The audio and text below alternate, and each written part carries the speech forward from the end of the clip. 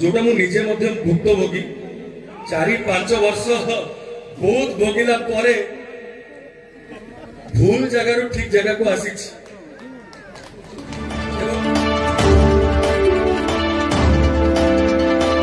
Ravan dialogue आपण मानकर भल पाइबार सम्मान रे आसंता वर्ष 2025 दुर्गा पूजा उपलक्षे रावण सिनेमा मुक्ति लाभ करने जाऊँगी।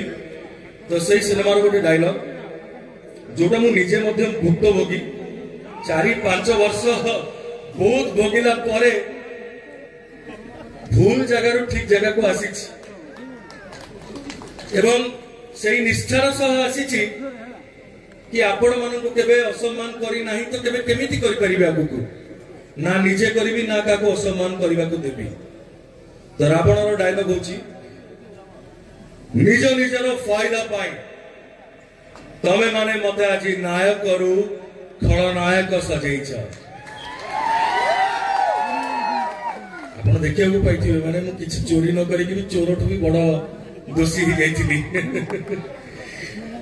निज निजर फायदा पाई तमे माने मते आज नायक करू खलनायक सजेइछ। हेले गोटे पाउंस तलर निया मो भितरे भी कुहुळुची। देव देव महादेवंकरण मु फेरिबी मते बदनाम करेथिबा चरित्र मानक सह सब पुराना हिसाब किताब करिबा पाई मु Ravan. Thank you so much, धन्यवाद।